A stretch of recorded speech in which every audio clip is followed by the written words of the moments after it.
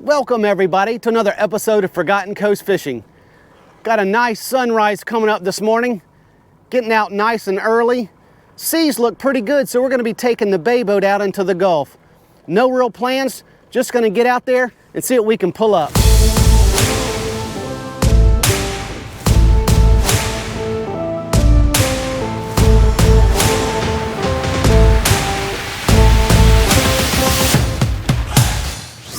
All right, so we made it out. We're sitting on a reef about 80 feet deep. And I'm gonna throw out this cut piece of cigar minnow first on this free line. And the reason is I've caught some dolphin out here doing the same thing before. So we'll see if we can grab one of those first off. And this is 60-pound mono, and this is kind of a smaller 4/0 circle hook. And I'm not going real big with my hook just because the dolphin that I've caught have not been that big out here, and I don't want too big of a hook.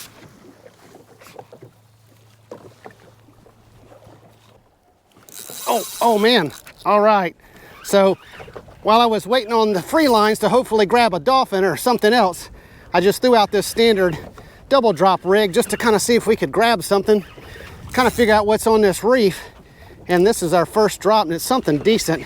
Feels kind of like a triggerfish. Those are real abundant out here, but they are in season. If we get one above 15 inches, we can keep them. Let's see if that's what this is. Yep, it's a trigger. Well, kind of a decent one. I don't think he's going to make our 15, but look, there's another following it. I don't think he's going to make our 15, but he's a decent one. That's for sure. Nice first fish of the morning. And to measure these guys, you go from the fork right there in the middle of the tail, and he's about 14.5. So not a bad trigger at all. We can get one a little bigger, that would be nice. This double drop rig that I'm using, or chicken rig as you hear me call it a lot, this one's made up with 40-pound mono. This is a 6-ounce bank sinker at the bottom, and these are 3/0 circle hooks. So I've got kind of smaller hooks because I'm anticipating catching these triggers, you know, and they have smaller mouths, so you need something smaller. And this is 30-pound braid on here. And this is my Pin Battle 5000. And this is my Talus PX medium type spinning offshore rod. Oh, got him, got him, got him, got him. All right, what have we got here? Now I know these triggers were kind of grabbing at this cigar minnows out here. I don't know if that's all we've gotten or if we've got something a little better here. If it's a keeper trigger, I'll take it. But he's kind of diving down, not really acting like a dolphin. Here's some color. Let's see what we've got. What have we got here? Oh, it's a good trigger. Well, I'll take it back. He's not quite as big as that last one, but we snagged him on the free line. All right, I think we're gonna do something different. I've got some trolling rigs set up already. So let's see if maybe we can grab those dolphin by trolling. This is a Rapala XXR12 X-Wrap. And I've got a little length of wire, maybe 2.5 feet, 3 feet, that kind of thing. And I've got my boat going kind of slow, just at about 3 knots right now. What I'm gonna try to do is get myself going in the direction that I wanna wind up trolling so that my lines will be straight. And then all I'm gonna do to set this out, I wanna get my clicker on and then just release the bail, and the boat movement's gonna pull that out. Now that Rapala X-Wrap that I'm letting out right now will dive down, I don't know, 8 to 10 feet or so. And that over there, that's a Rapala Husky Magnum 15, and it's gonna dive a little deeper. So I'm gonna let that Rapala go a little bit further out because it's gonna be up higher in the water surface. And then I'm gonna let this one out second, so it's gonna dive deeper, so hopefully they don't tangle. Oh man, did we get something already? No, that's just the lure. No? Hold on, I think we've got a fish already. I'm gonna back off a little bit. Yeah, we've got a fish already, everybody. I thought it was just the lure kind of just pulling out the oh man, yeah, we've got a good one here. I'm gonna go ahead and leave it just in gear, actually I don't have that other one out, so I don't need to leave it in gear, do I? All right, man, how exciting is this? Just without even really doing anything. Oh, did he get off? No, he's still here. Sorry about the clicker. I just don't want to take the time to take it off and potentially lose my fish here. I don't have a gaff on board today. All right. Yeah, he's got a little more fight to him now that he sees the boat. If I'm seeing what I think I'm seeing a nice sized dolphin. No, it's a bonita. Well, I wasn't seeing what I thought. All right. Oh, well, these will bite these things too. And ironically, I've noticed these bonita will grab these smaller lures, even real big bonita, more than they will the bigger ones. All right. Look at this guy. Oh, he didn't even get it in the mouth. Now, I'm not going to keep these guys today. We caught a whole bunch of these guys a few trips ago, and I've got a lot of bonita meat in the freezer. But check these out. Aren't these some of the coolest fish you've ever seen? Those patterns on the back, it just fascinates me every single time. All right, well, let's see if we can get him off without him bleeding everywhere, because he does have his hook in those gills there. Nice bleeding bonita. Let's get you back. Whoa, there you go. There he goes. I don't get my lure again. Rule number one, when you get blood and guts and all this kind of thing on your boat, get it off immediately. It's a whole lot easier to clean when you get back home. All right. Let's tighten up this drag a little bit so he doesn't run too far. Now back my boat motor down, or speed down a little bit, just to kind of keep that other lure kind of from getting tangled up with this. But what I'm doing over here, I'm just kind of trolling around and on top of these reefs. And I had just gotten right on top of a reef and was starting to see it on the depth finder when this guy popped up. But man, he's got just dead weight to him. Now this was the Rapala X Wrap, the smaller one, so it was a little bit further out than this other one. So I've got to almost really get all my line in just from it being so far out. So I don't know if this is a bonita or a mai or something else. It doesn't have the big run like a bonita might have. He's coming to the surface now. Maybe it is a dolphin. He's going to jump for us. Yeah, here we go. Bringing this dude in on plane. What have we got? What have we got? Amberjack? Yeah, man, we got an amberjack. Look at this. Now, I would have not have guessed that's what this is, because amberjacks usually do this. Take you down to the reef. Not just come in on plane like you did. Better use a net on this one. There we go. All right. Haven't caught an amberjack in quite some time, but he's not a keeper and he's not in season either. He would have to be, I don't know, maybe 8 to 10 more inches for us to keep him. But these are hard fighting fish. Like I was saying, I was surprised that he didn't kind of dive down a lot more than he did. Wow, all right. Well, let's get that troll going again. Here we go, here we go, here we go. All right. So there again, I had just kind of come up on some reefs. So this could be that amberjack again. Now this is on that Magnum, the one that's diving a little deeper. And I would kind of suspect that one to get down to those amberjacks. What are we getting? Oh, let's don't get in the small. No, it's a Spanish. Yeah, it's a Spanish. No, bonita. I saw those spots on them right there. I thought maybe it was a Spanish.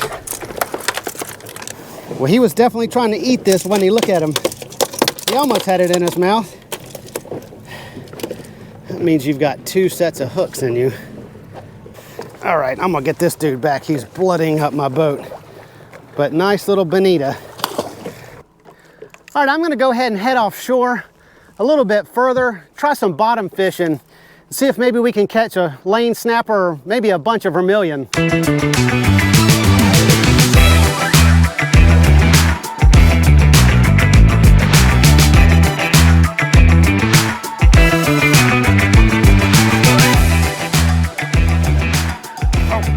First drop.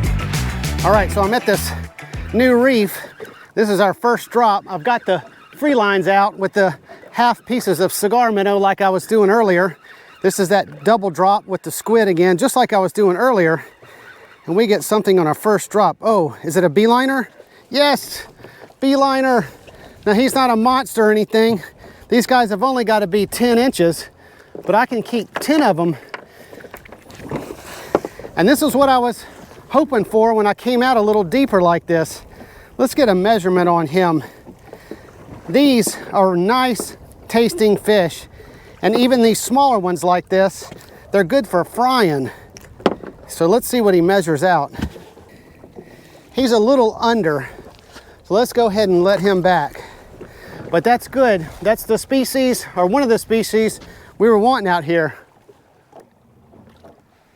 All right, so to try not to catch tomtates, I stopped this one a little ways before the bottom. I don't know how far, but I know I wasn't on the bottom. And I'm hoping maybe those tomtates, yes, are on the bottom and we can focus up top and catch the beeliners like we just did. Now this is not a big one again. Let's check his measurement just to see, but I think he's too small. He was just around 9 inches. There you go, buddy. Well, I think maybe we have a technique anyway. I'm gonna try to stop it a little ways up from the bottom and see if we can continue to catch beeliners like that. This is probably on the higher up side of things. I can always kind of drop it, oh, down. All right, man. Geez, this just came up and grabbed it. Come on, big beeliner. Come on, big beeliner. All right, what have we got? Yep, it's a bigger beeliner. All right, this one may be a keeper. All right, man, it sure feels good when a plan you think of in your head kind of works out. Now we'll see if this continues, but I think he may just make the 10 inches. Yes, definitely. He's a little over 10. So let's get this little guy in the box. All right, here we go. All right, I've caught a fish on every drop, everybody. A couple of those tomtates we didn't want, and a couple smaller beeliners. But we've got one beeliner in the box. Let's see if this is number 2. Yep, maybe. Maybe. I think we may have a beeliner fish fry. Now this guy's a little bit too small. There you go, buddy. All right, here we go. Now this I went all the way to the bottom again. I wasn't getting any bites at all. It just almost sudden like the bite just died. Kind of wonder if maybe a shark's starting to roam around down there and everybody's heading for cover. But I went to the bottom, got some little nibbles, and we get a beeliner. All right. So I guess they're on the bottom too. All right, I think let's go ahead and try a different reef in this area. Just because it's looking like we're only catching these little small beeliners. We might have better luck at a different reef. All right, here we go. So what I was doing, I was just gonna go to this other reef and I decided, well, I've got these trolling plugs set up. Why don't we just go ahead and troll on our way? And we picked up something here. I'm trying to take it easy because I don't want to tear its mouth. With the boat moving a little bit and this heavier gear, you know, it's real easy to tear their mouth. So I'm trying to kind of baby him in, leaving my drag kind of on the lighter side. So if he should kind of take off, that won't tear his mouth either. Let's see what we've got here. This is on that Rapala X-Wrap again. I don't know how many fish we've caught on this Rapala, but it's more than the Magnum. The Magnum's only caught one, and that was a smaller bonita. This Rapala X-Wrap caught a nice bonita, a couple of nice bonita, an amberjack that fooled the ever-living daylights out of me, and whatever this is, it almost does feel like that amberjack again. Just the way they shake their head, those amberjack, you can just feel that power behind them. What have we got? What have we got? Another amberjack? Yeah, it was another amberjack. I was thinking it felt like an amberjack. Another nice one too. Man, this little Rapala X-Wrap, check him out. All right. It's so odd, they don't seem to fight as hard when you're trolling them like this,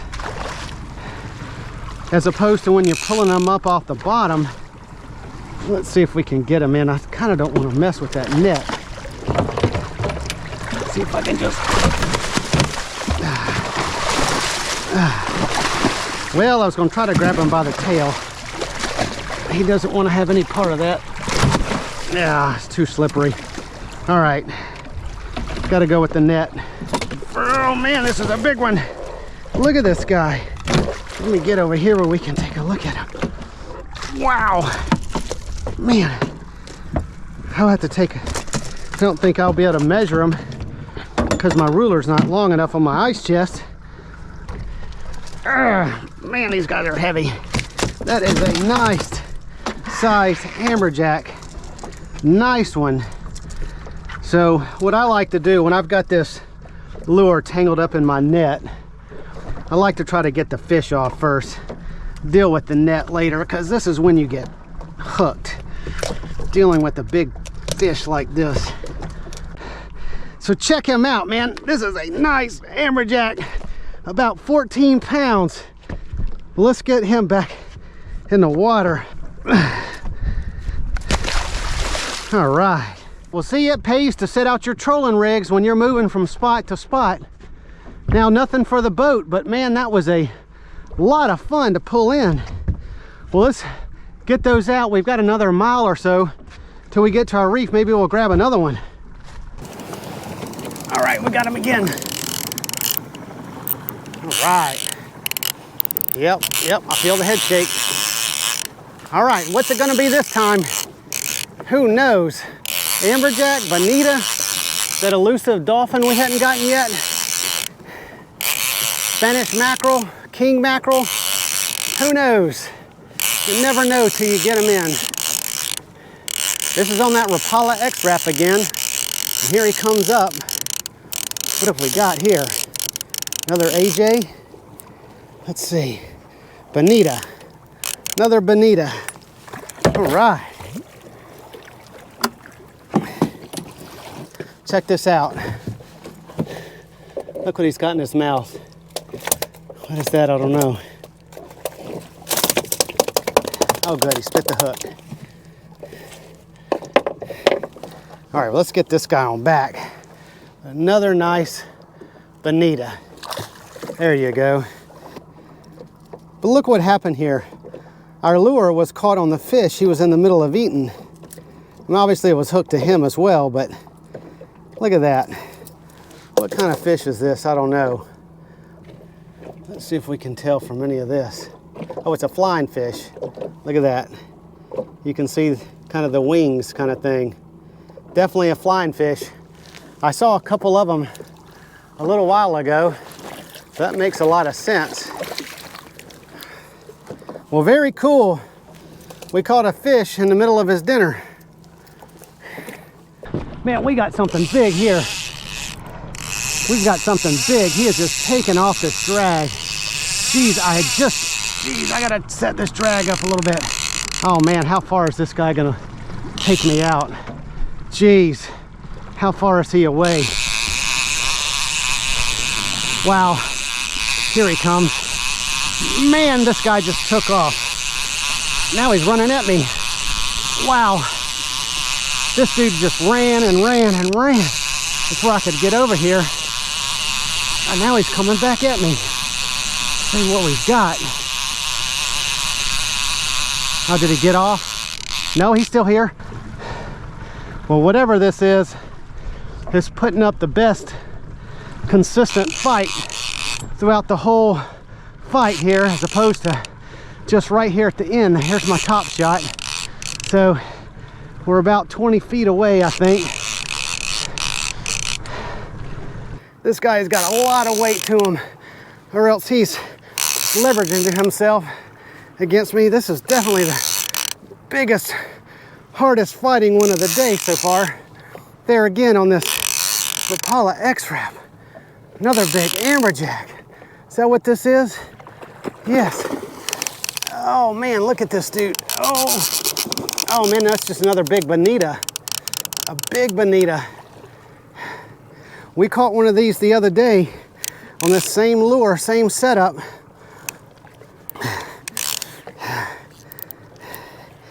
This one might rival that one. Look at him. Man, this is a big bonita. Caught on this little lure. All right, let's just go ahead and grab him in. Oh man, I could hardly get him in. All right, look at that bonita, everybody. Just as big as that one we got the other day. Has to be. I think we measured that other one out at 14 pounds. Let's see if we can get a weight. He is, oh man, he is 14, just like that other one. Our second 14-pound bonita. Check him out, everybody.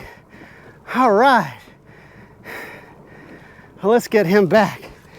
Man, these are some big fish. Wow. These guys are wearing me out. There he goes.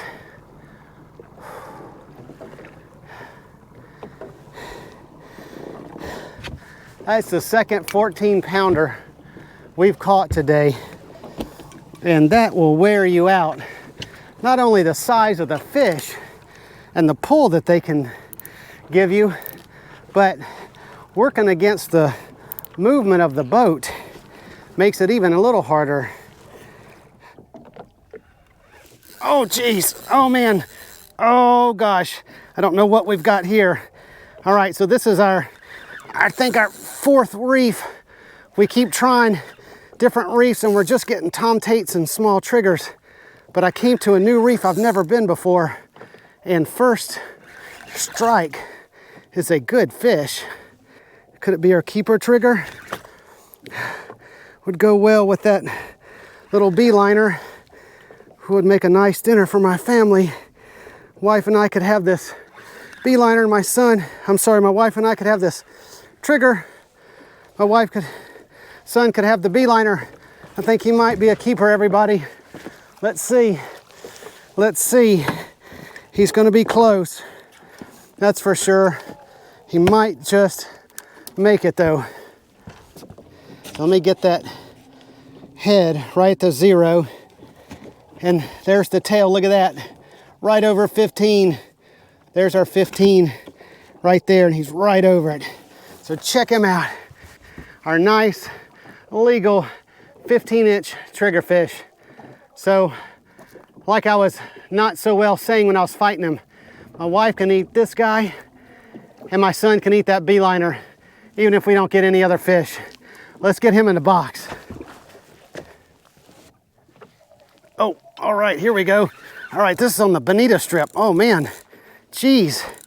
We may have to, oh gosh, we may have to go up on our double drop rig size if we're gonna entice something like this.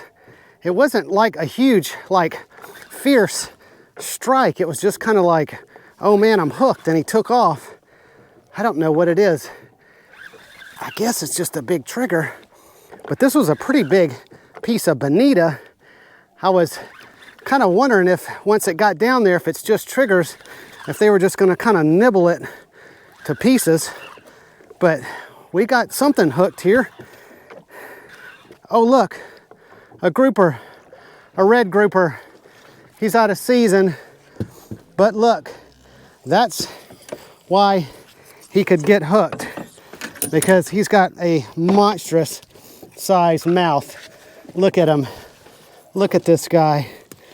Oh man, unfortunately, the hook is down in his stomach, and I don't think this guy's gonna make it, but that's a bummer.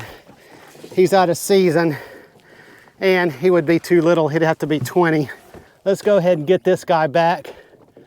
Man, let's see if he can get down, but that is a nice red grouper. There he goes. Good job, grouper. All right. Man, I was feeling pretty bad for bringing that guy up. Wow. Well, that was a cool catch. I would love to get one of those guys in season, and that was big enough, but I think I'm gonna kind of go up on my double drop rig. This rig, I've been working it all day, and it's starting to feel a little chafed and that kind of thing. So let's kind of go up, since we're going up bigger on our bait, let's go up on hook size as well as the size of our leader.